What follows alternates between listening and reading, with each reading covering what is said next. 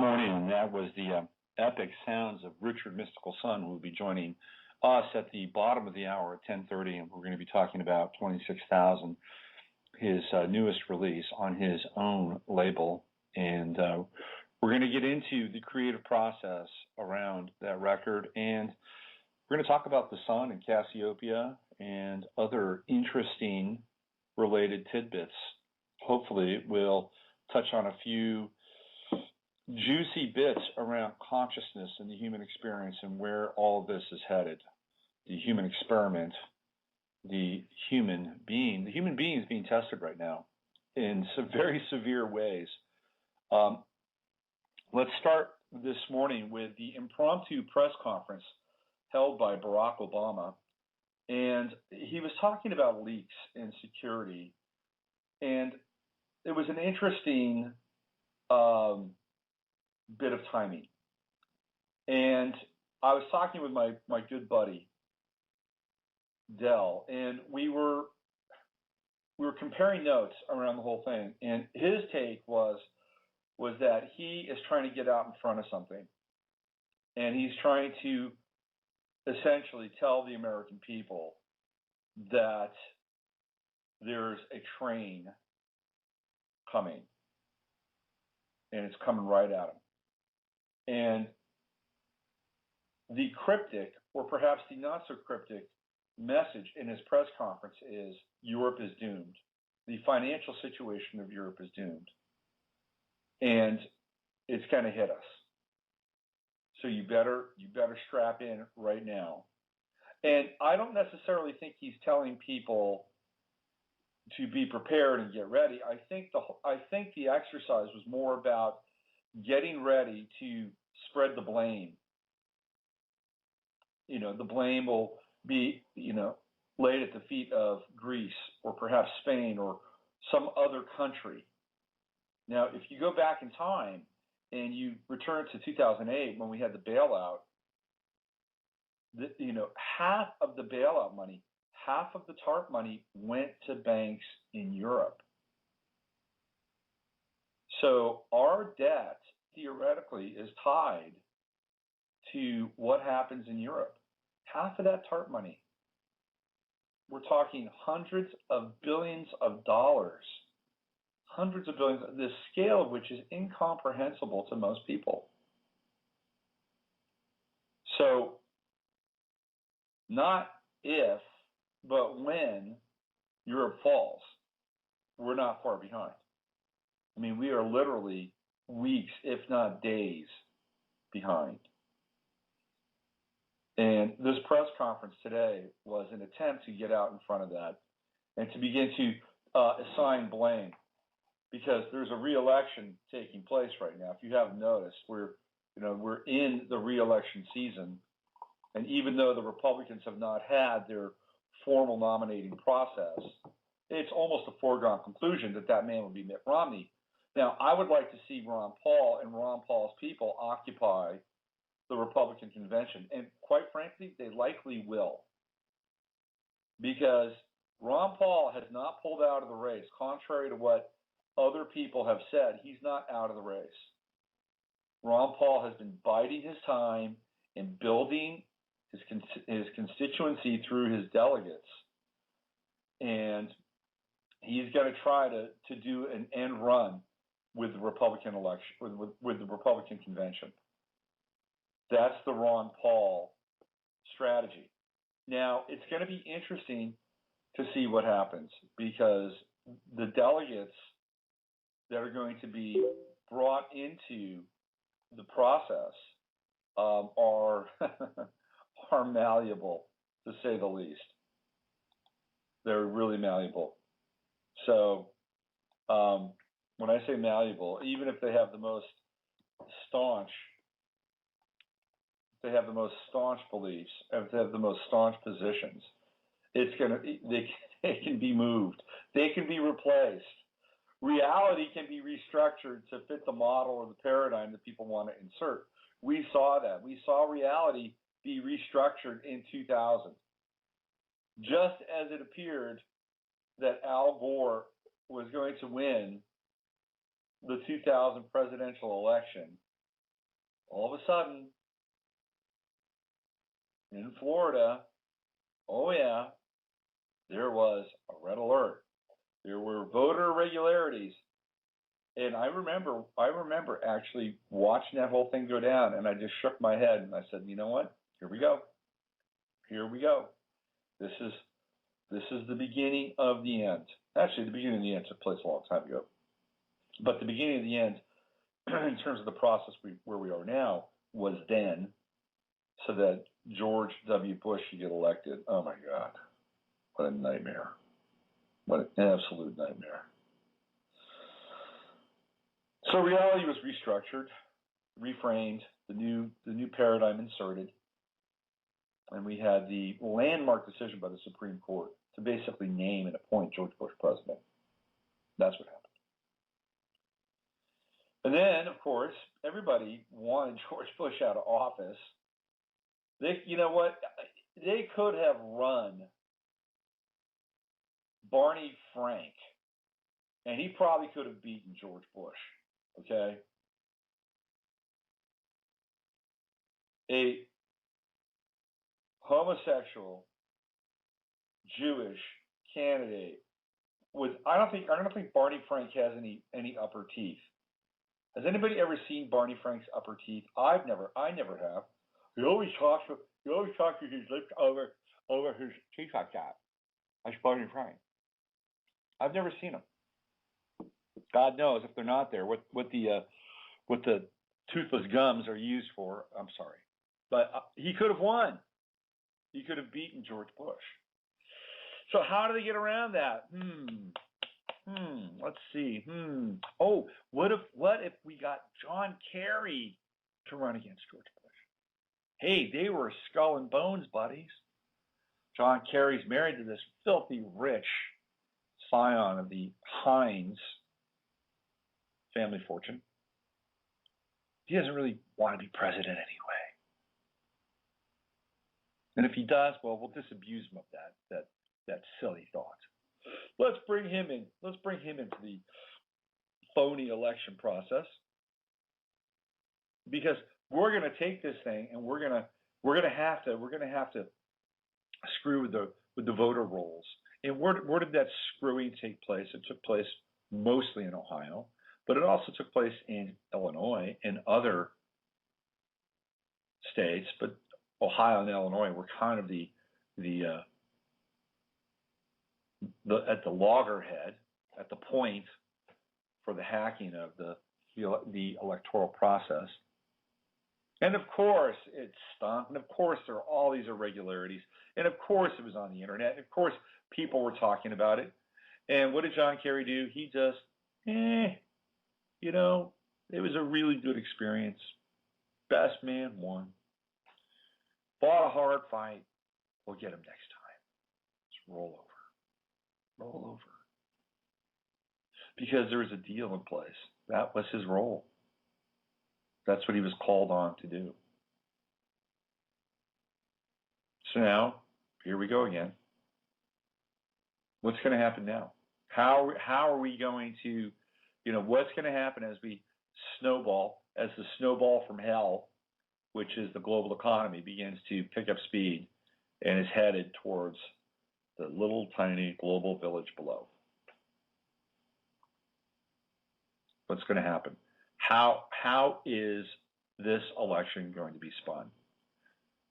Well, if you're the Ron Paul people and you're trying to help Ron do an end around, well, maybe, just maybe, if your presence is big enough to disrupt an entire election, and maybe, just maybe, if indeed, based on the constitutional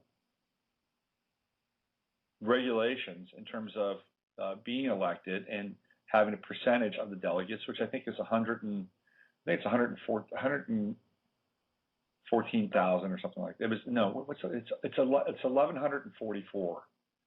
1,144. If you have 1,144 of the delegates, then you can become president.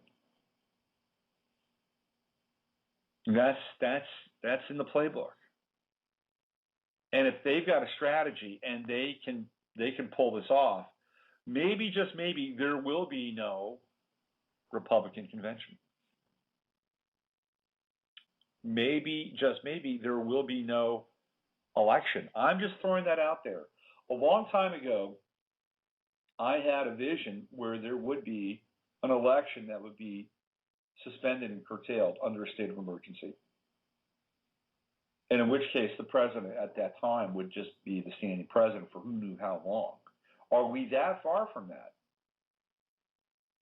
You know, there are people that are convinced that there is this two-party thing going on, and I'm not convinced that there's a two-party thing going on. You know, I am more convinced that there are factions within the various power structures and, you know, power elites and the families that go all the way back to Rome and to Egypt and more recently Western Europe, that they are not always on the same page, and that they will have their own little squabbling and bickering and infighting, and they will prefer one candidate over another. But at the end of the day, they will always move their agenda forward because their agenda is more important than their own individual needs. So they'll move it forward, and it doesn't really matter whether it's Barack Obama or Mitt Romney. It'll look different, but it'll still be the continuation of the same agenda. So does it really matter? Not really. But, however, there are people that are inside of the Obama White House, and there's Obama, and there could be, again, this sort of cell within this group of overarching families that really want to remain in power. You know, if you look at the Obama administration, what you won't see is the old neocon guard. That's going to be Romney, by the way. And I've talked about this before. Everybody that Romney will hire will have served in the Bush administration. And you can write that down right now. So voting Romney in is really just voting Bush in. However, because Obamacare is in place and there is Romney Care, he's the perfect guy to run that program, and he won't push back on it. And theoretically, he'll have the voice of the conservative party who will support him in whatever he does. But what you don't find in the Obama administration is you don't find the neocon old guard. They're not there. It's different. They may be the neo-libs, and you'll see, you know, David Plouffe and David Axelrod and Valerie Jarrett and all the Chicago people, all the Illinois people. So you have to wonder if, you know, what happens to them if Obama does not serve for another 4 years. You know, where is their relevancy? Who's going to hire them? I'm sure they'll find jobs somewhere. They always do. But it's not like where they are now. I mean, they are in the seat of power right now. You know, Obama has, since he's elected, he's enacted over 900 executive orders. Think about that for a moment. That is power, and they're right next to it. So are they going to just walk away from that? I don't know. You know, there's this guy Ulsterman who's this Washington insider who's been with Obama. His insider has been with Obama since Ulsterman is a journalist, and he knows somebody in the Obama administration, theoretically, okay? And that person has been feeding him information ever since Obama got elected.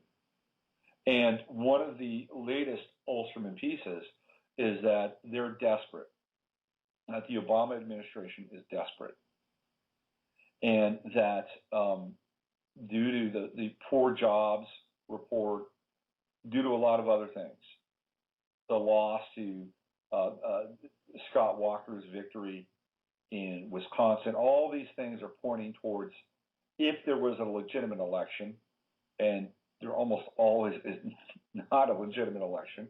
We probably haven't had a legitimate election since maybe Nixon. But if there is a legitimate election, that they'll lose. So if he is threatened we're cornered, what happens? What happens between now and the election? It's a thought that's very, very important, and people have to understand that we're dealing with some very primal emotions here. Very primal emotions. They look much more complex and novel when they're trumped up into these more psychopathic complexes, which result in a variant personality. But really, once you just drill down and get into it, it's very primal stuff. It's about power. It's about power. It's about fear of death. And anything that gets in between power and fear of death is fair game. So what they're looking at is they're looking at the death of their regime. And that's where we are politically. And Obama came on today again, and he's trying to really spin this whole thing around the economy. So what does it mean to you? What does it mean to you? How are you going to deal with the fact that 2, 3, 4, 5, 6 months from now, that we could be staring down some very, very serious economic issues? What if there's more runs on banks in Europe, and all of a sudden now you start to see bank runs in this country? What are you going to do? How are you going to deal with that? Do you even have any money? Most people I know don't have any money. So it's not a big deal to them. Hey, run the banks. Take my couple $100. I don't give a shit. Because a couple $100 is not going to help you survive a shitstorm.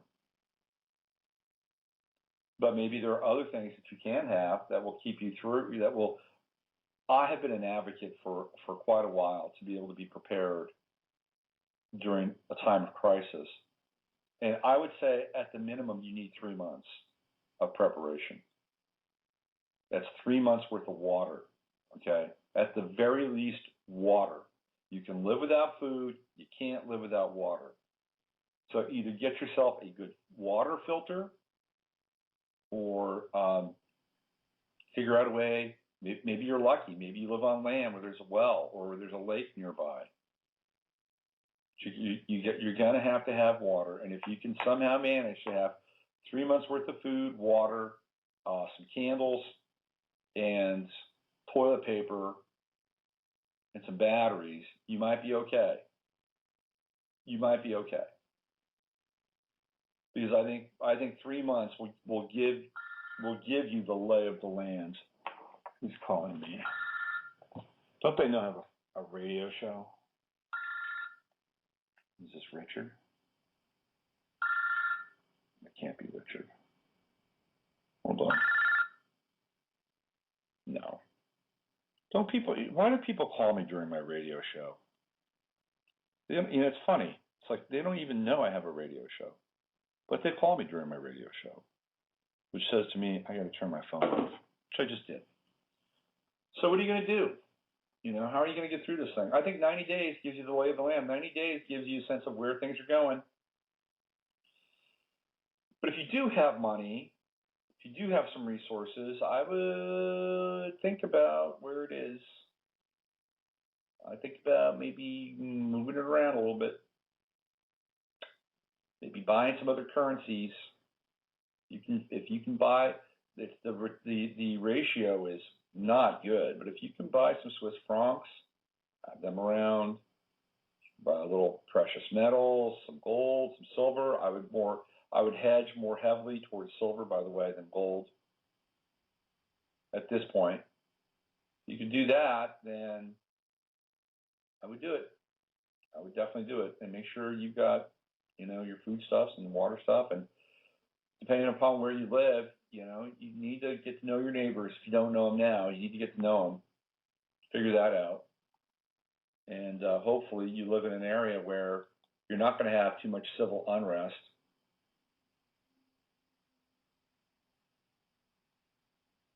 Because if you do, you'll need to be prepared for that as well. So I don't want to be a fear monger, but the wise Sufi once said, tether your camel first and then trust in God. So you better tether your camel.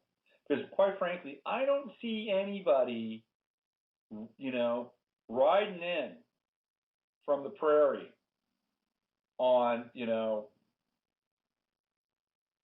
a white horse with a white hat. I don't see it happening. Because if it was going to happen, it would have happened by now. Now, maybe, and maybe we can talk to Richard about this, because Richard is into the extraterrestrial experience.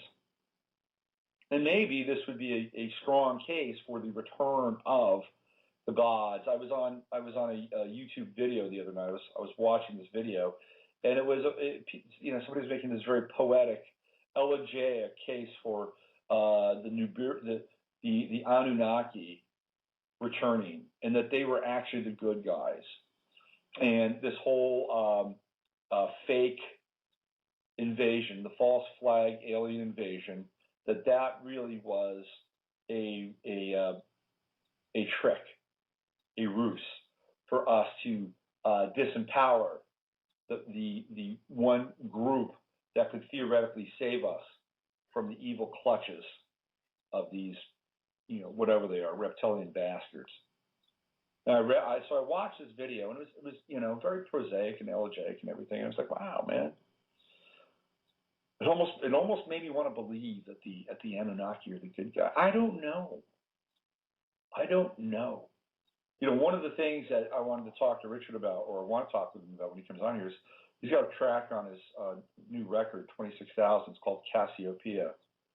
And how many of you out there know of Laura Knight Jadzik? It used to be Laura Knight Martin. How many of you know about her in the Cassiopeia material? So the Cassiopeia material is channeled. Interesting stuff. But the more interesting aspect of the Cassiopeian experience was the site called montauk.net, which I highly recommend going to see and look at and read, experience. Montauk.net. A guy by the name of Tom developed that website, and it gets into some very interesting concepts around reality, who people are, what they are, and what's going on in the universe.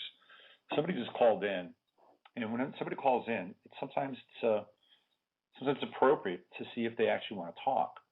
So let's do that. Let's find out who they are, where they're calling from, and if they want to talk or they simply want to listen. So sometimes people call in, they just want to listen. So let's find out together, shall we? Hello? Hello? Are you there? Hello, are you just listening? You can just say, yes, I'm just listening. You don't have to say anything. Okay. Well, what should I do? Should I keep you on? Should we just listen to silence for a while? That's not very good radio.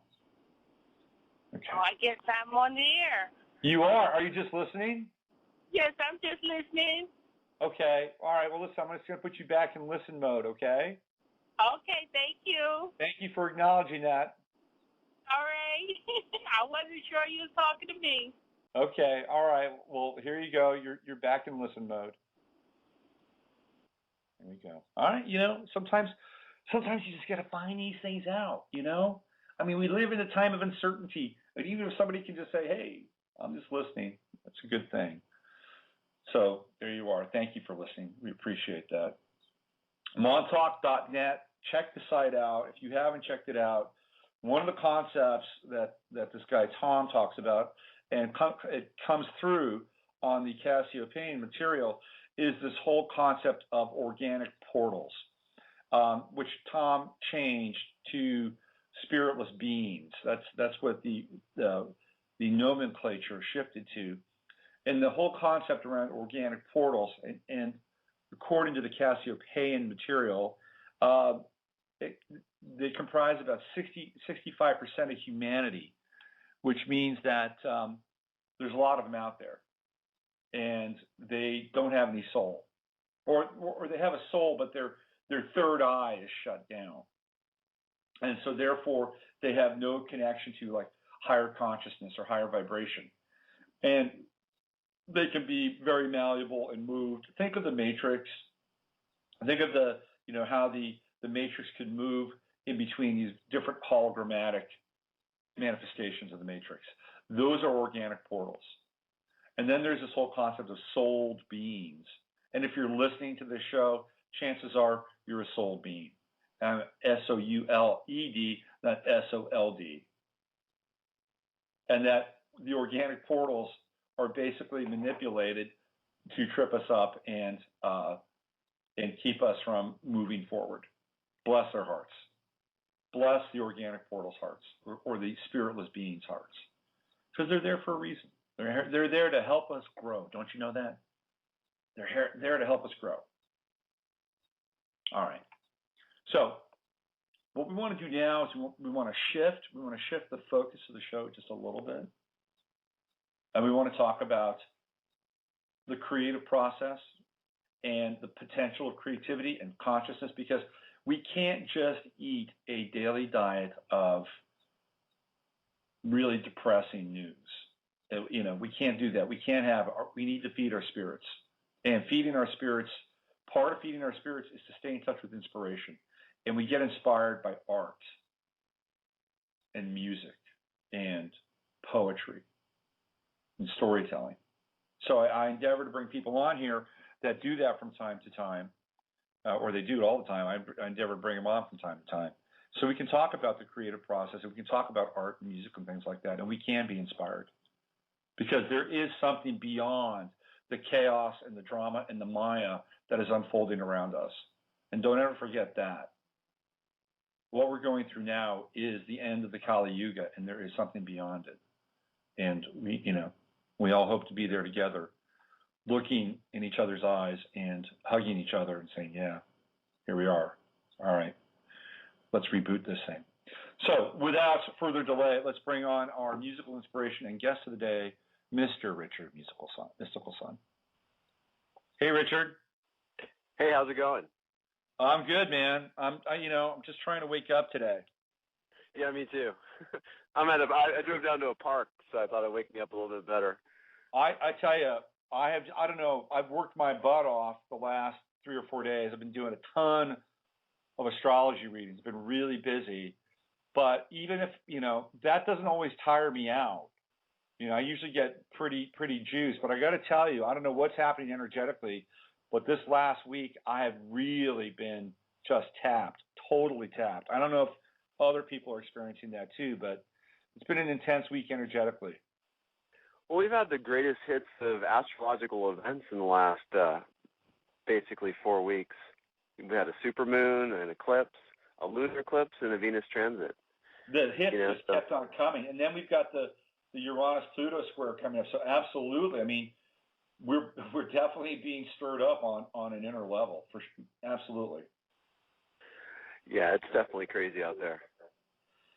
So how are you feeling? I mean, you've captured, you and I are Facebook friends, and you can become friends with Richard too on Facebook. And one of the benefits of being friends with him is that he takes amazing pictures of these celestial events.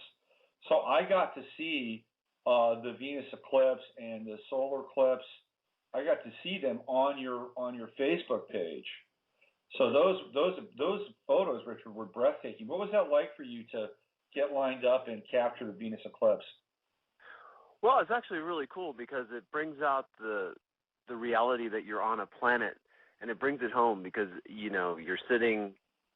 In the case of the Venus eclipse, I was actually in my front yard, and I'm able to look through the viewfinder of the binoculars, and I have a solar filter I made that I hooked up to those, and I'm able to look at it, and and you see Venus sitting there, and you just connect with the idea that you're on a planet, because a lot of times you get used to seeing the moon, and it doesn't necessarily feel like you're on a planet. But when Venus gets out there in front of the sun, it's sort of like you just feel like you could just, if you had a spaceship, you could just hop over. I'm not sure you'd want to. You'd probably melt when you got there, but it'd be interesting to do. Have you ever seen that movie? What is it? Oh God, it's not Sunstroke. It's Danny Boyle did it. The guy who did Train Spotting. And it's about these guys that are going to the sun. Have you seen that movie? No, I haven't.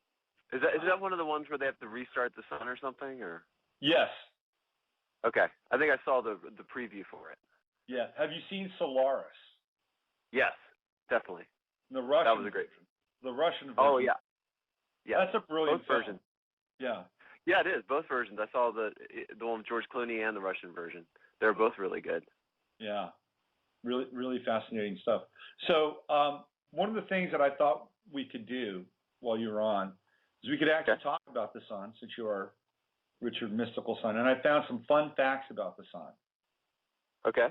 Which you probably know of already because you're kind of dialed into it, but maybe other people don't know this. But approximately every 11 years, the sun reverses its overall magnetic polarity. That's right. And here's a fun fact. Scientists are unsure that it's actually going to reverse this time, and it might actually split into 4 quadrants because it's acting very strange, this cycle. They've never seen some of the behaviors from it that it's showing, and they're actually having to go back to the drawing board and rewrite the rules that they thought they knew. Isn't that interesting? You know, recently there was this thing that happened between the Earth and the sun where the Earth emitted a pulse. Yes, in response to the solar flare. Whoa. What's that about? I don't know. I mean, we don't know anything. All right, you know, if we think we understand the sun, then we're really clueless because it's a celestial entity that's going to live a lot longer than we're going to live, and we don't have enough data to sample it to even begin to understand what it does.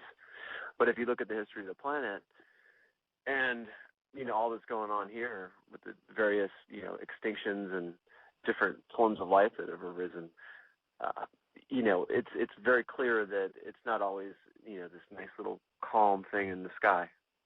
Yeah. And did you see the footage of that large object that was in front of the sun? Yeah, I did. Yeah. Like the circle, right? The giant circle. Yeah, and it actually absorbed the solar flare. Yeah, that was really interesting. And a lot of people were initially explaining that as some sort of optical camera thing, but the fact that the solar flare, stops when it hits that circular thing, it's pretty hard to explain. I don't think anyone's got a model for what that is. Yeah, I think we're in uncharted territory here, and I've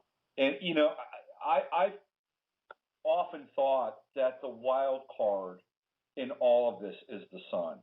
Right. Mm-hmm. That here on this planet of existence, we've got all this, really bizarre and convoluted and labyrinthian, sort of conspiracy, and all these moves are being made, and all these, things are being put in place. Like Utah just announced a day or so ago that they're going to start to chip kids in schools. So we're seeing all these machinations that are beginning to manifest as like biblical prophecy. The mark of the beast. The economy collapsing, and the implementation of this digital economy and how you're going to track that and the whole 9 yards. So all that's going on. You got the sun, and the sun really is this wild card in the entire process of the domination and control complex here on this planet. They can't control the sun. No, and they never will. But with the sun, you also have the center of the galaxy, the black hole, which is capable of doing anything, because black holes do emit energy at times, and if you're in the way of that, it's very unclear what that'll do. Where also the whole solar system is possibly passing through some kind of molecular cloud and picking up energy from that. There's a whole number of things at play. But we tend to think that because we've got, 2,000, 3,000 years of history that we think we know, we tend to think that, okay, the Earth is done settling, all that change was in the past, and, everything's all settled now. It's just going to stay like this indefinitely. And if anything, if you look at the history of the planet, it should be disconcerting to you, to think that you should ever get comfortable. Yeah. You know, we went through a big CME cycle right around the turn of the century, and not the 20th century, but the 19th into the 20th century. That was the last time we had this major CME cycle. And at that time, the planet really wasn't that developed in a lot of ways, right? I mean, if you look at what happened during that time, it was actually a time of really profound earth changes. I mean, you had massive earthquakes taking place in South America, Alaska, in Asia. Of course, in 1908, or 1906 rather, we had the earthquake in San Francisco, and so there was a lot going on then, but we didn't have the satellite system. We didn't have all the telecommunications, and now we're in a very similar CME cycle, and I also believe that when we've gone through these CME cycles, that the quality of what was being emitted by the sun is also different. You know, that the sun probably is as much of a sentient organism as anything else, if not more, in our universe. So theoretically, it could actually modulate what was or could be in those CMEs, that it wouldn't be the same with every cycle. What's your thoughts on that? Are you familiar with this thing called the Carrington event? No. In the 1850s, it wasn't a sunspot cycle. It was just a normal period where they expected the sun to be calm. And it just emitted this massive solar flare, and it hit the Earth.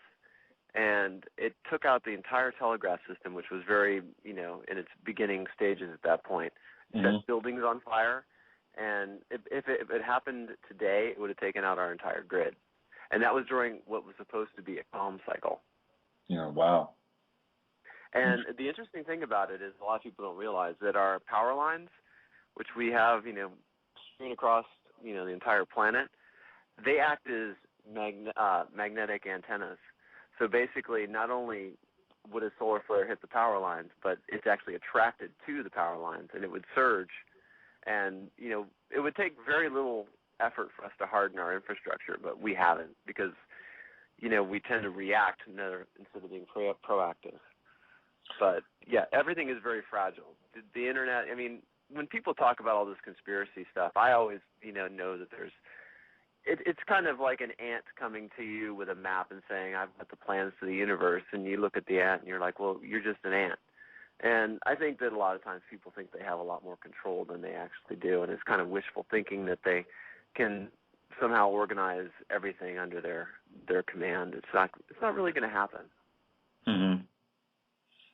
Yeah, I would agree with that because the sun is the wild card in all of this.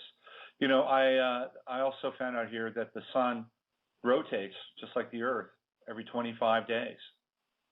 Yeah, there's a certain resonance set up with that. Very interesting stuff. Well, let's talk about you. Let's talk about this record. It just went now.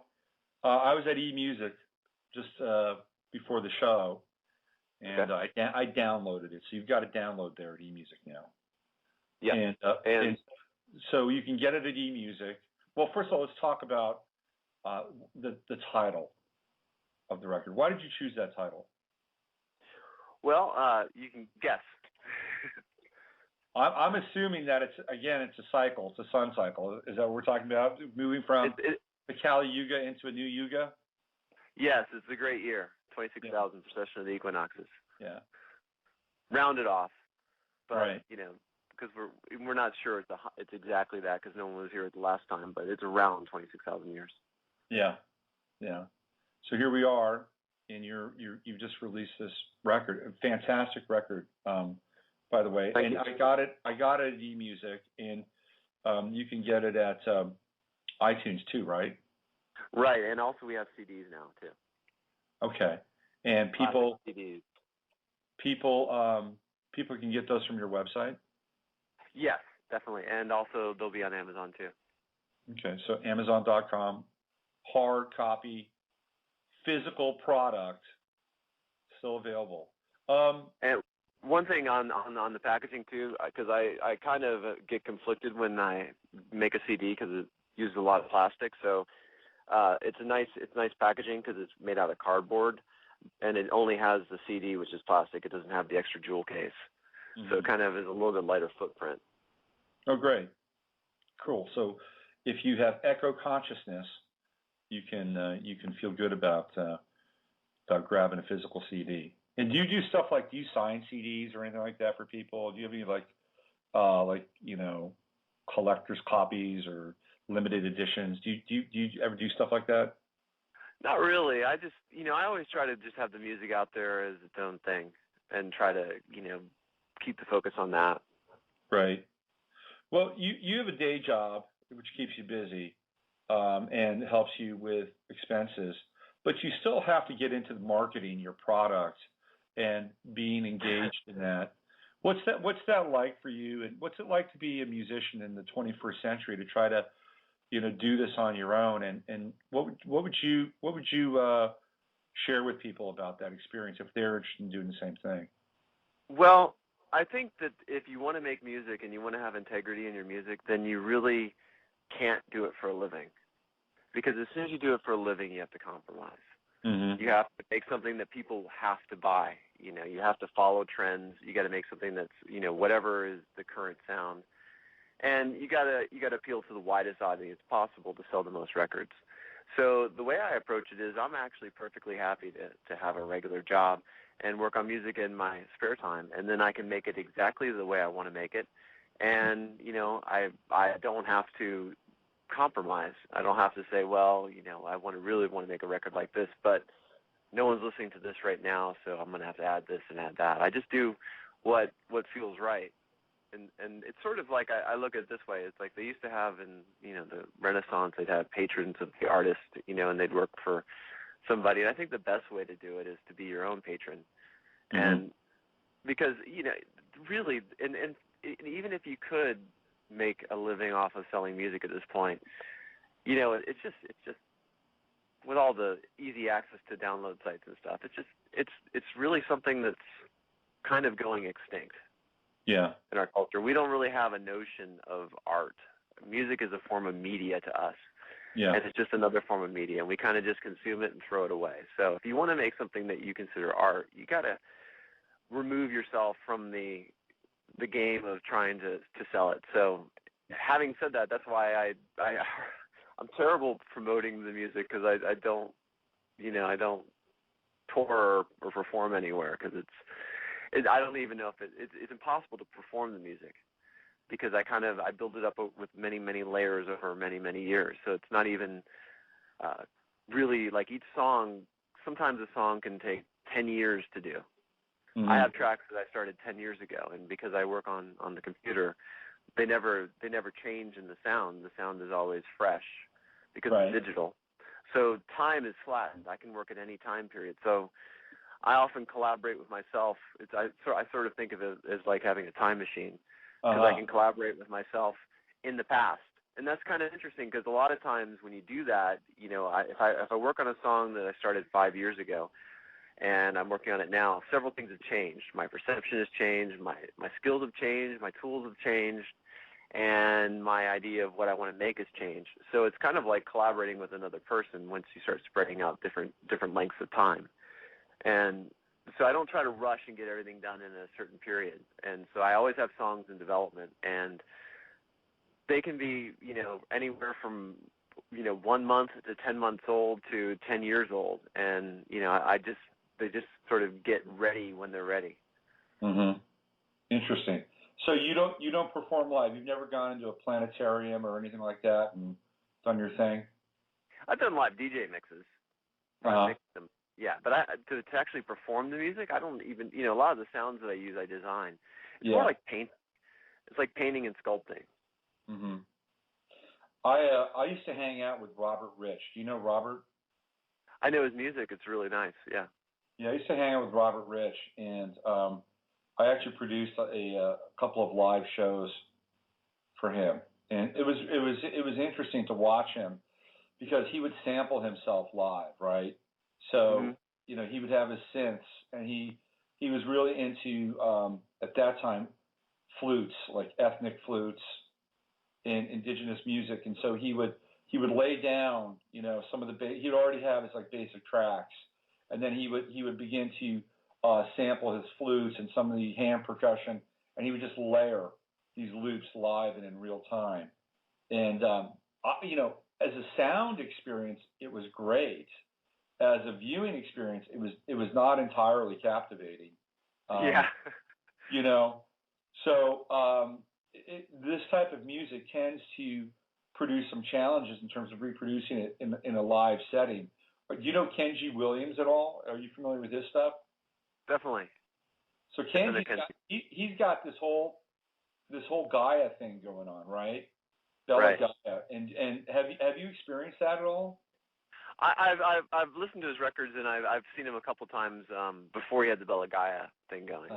But he's very talented, and he's got the violin going, and that gives you some connection because he's actually physically playing an instrument, and you can relate to that. Right. Outside of the synths and the computer and the sampling, what instruments can you play along with the electronic array of stuff that you do? So what I do is I always build the track, and it's a very electronic track where everything is designed, and I design all my own sounds. But then I put the human element in it because I try to keep something that's alive and unpredictable. So I'll play anything from a sarod. I've got a classical Indian sarod that I play.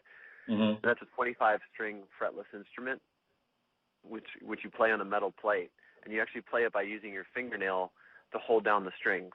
And you basically you use your fingernail, you hold down the string, and you slide. And it's a difficult instrument to play, but it's very expressive. Mm-hmm. I use ukulele, which I picked up in Hawaii.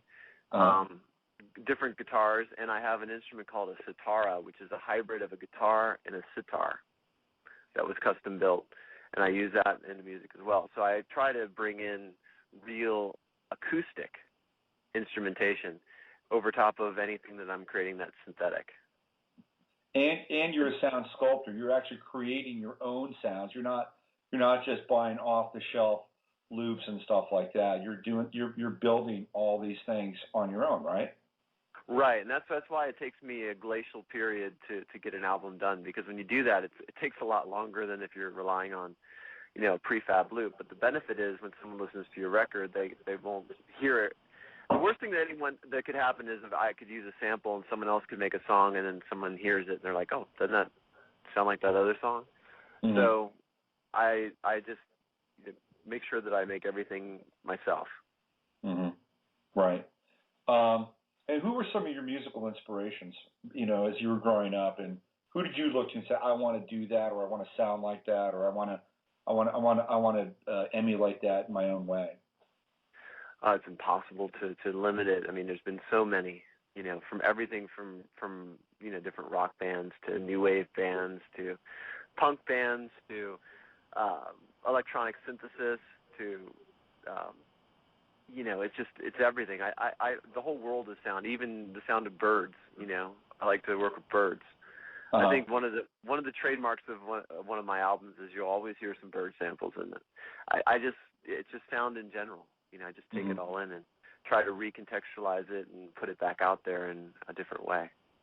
So it's really fascinating too when you can use like an organic sound source, like a bird, and you sample a bird, and then you begin to manipulate the sound of that bird, and it becomes a sine wave, And to me, that's really mind blowing when you get into that territory. Now you're really doing some really cool interface between the organic and the virtual, and it gets really juicy. I think it gets juicy at that level. The really cool thing about birds is they're almost like little music synthesizers in themselves. Yeah. Yeah, they've got this incredible ability to make this range of sound. And if you speed it up and slow it down, you can get some pretty otherworldly, ethereal effects that you wouldn't expect. Yeah, absolutely. So you use the Sarod on 26,000, the title track, isn't that right? That, and particularly on the song Place of Refuge. Place of Refuge. Okay. Yeah, that song is actually set up more like an Indian classical track where there's an alap, which is a long beatless intro, and then it builds into more of a what you call a jala. Yeah, so I tried to set it up. That's sort of like my take on a electronic Indian classical track. And you can hear the tambura drone. It starts off in the beginning. Mm-hmm. Yeah. Well, I tell you what I did. I uploaded just a brief snippet, of immersion, because I thought it would be a nice piece of music to start the show off with, and sort of set the stage for bringing you on. And I also uploaded 26,000. And cool. what I'd like to do is I'd like to play 26,000. It's 7 minutes and 57 seconds long. So usually when I play a long piece of music like that, it's generally a break in between one part of the show and the next. So what I'm going to do, Richard, is I'm going to play the track, and do you want to come on after the track and talk a little bit more, or do you need to jump off and do your thing? I can talk more.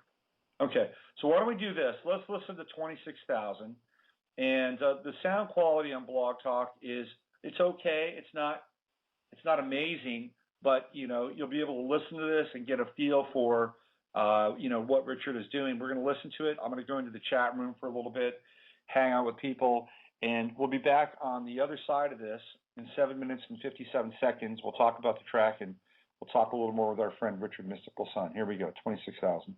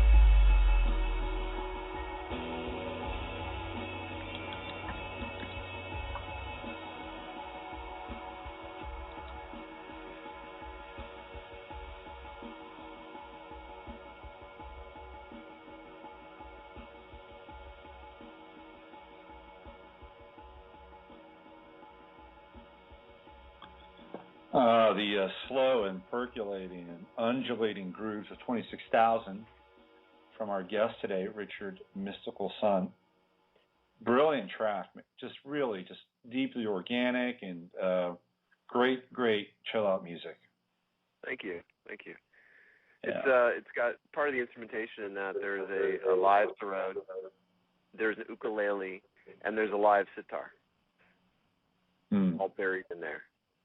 Mm-hmm.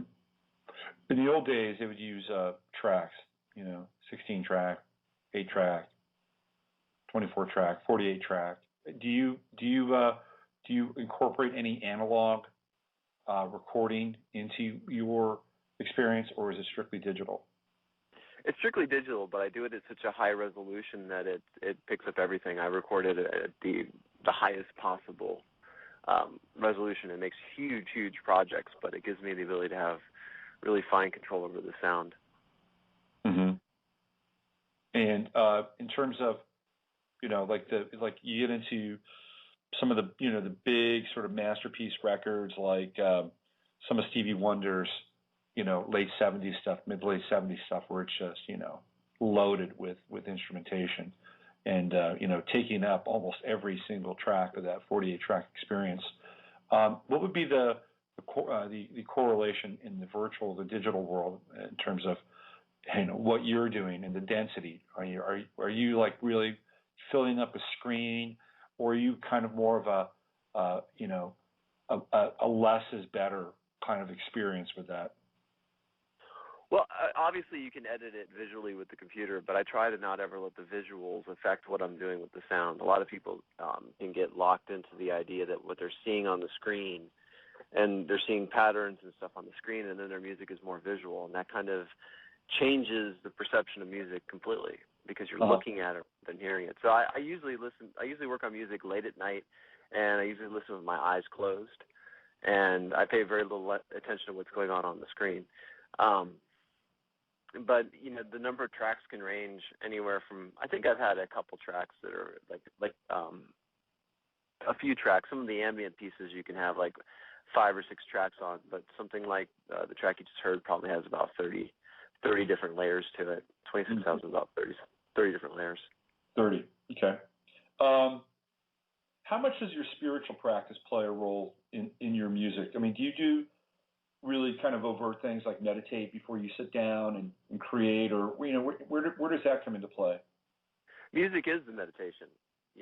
When you're actually connected with the music, that's a form of yoga.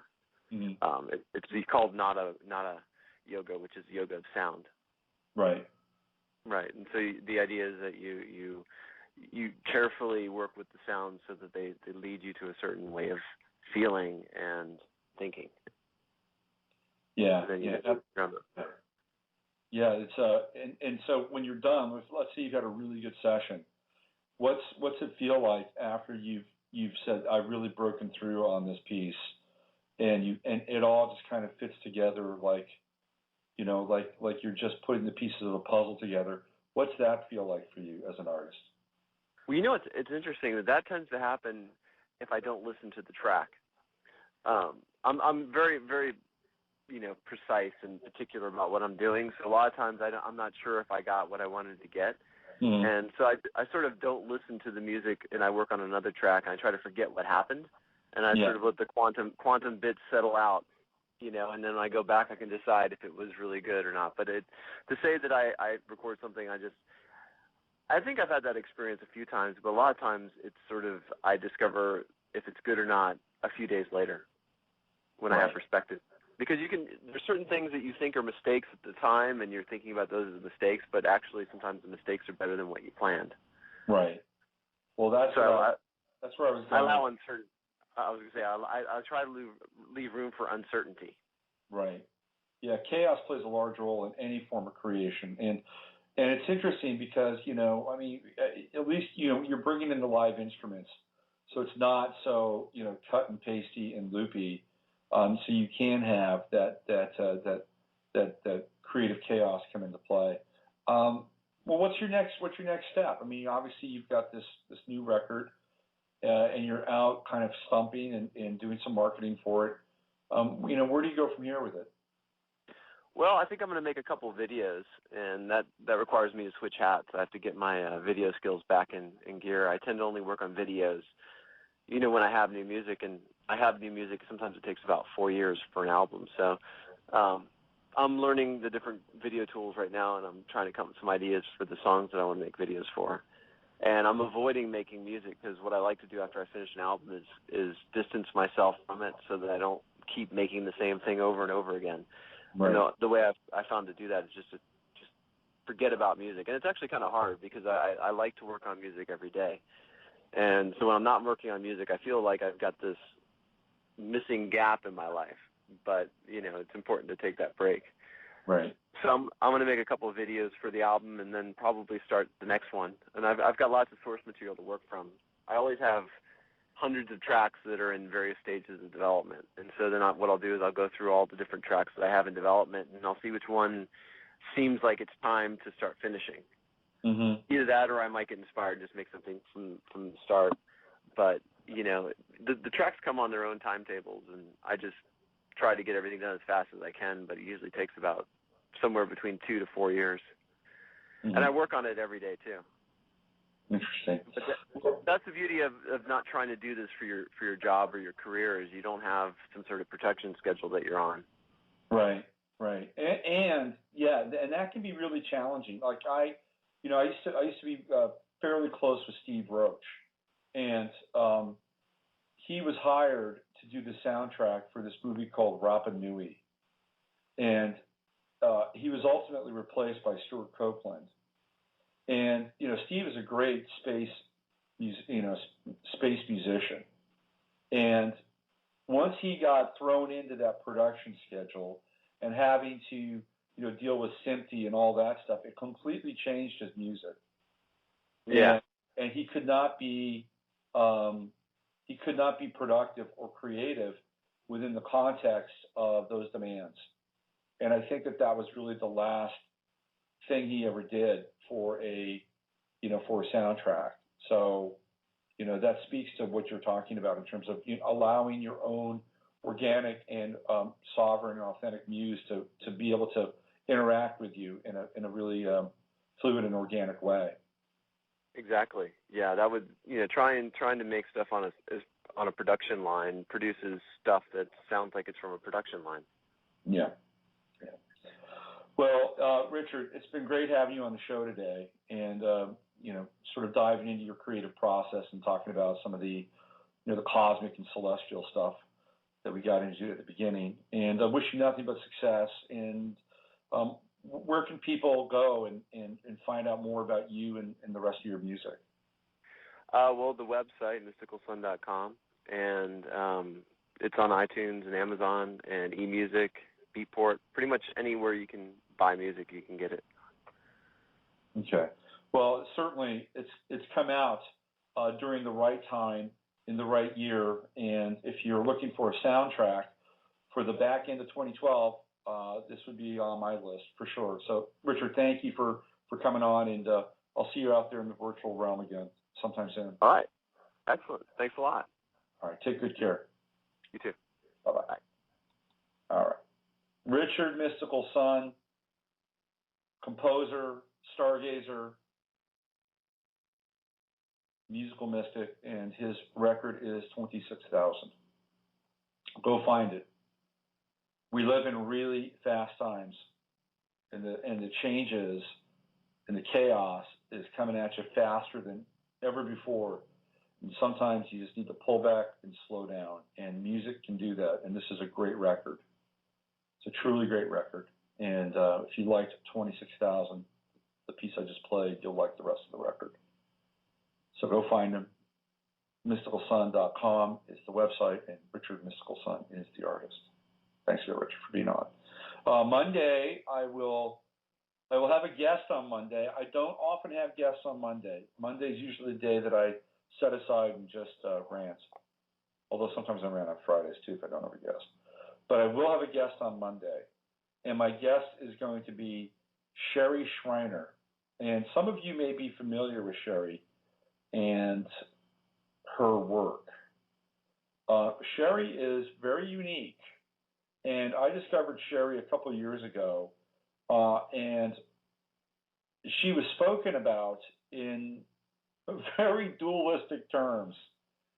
There were people that thought Sherry was over the edge, and there were people that thought she was brilliant, and sometimes you got to be both.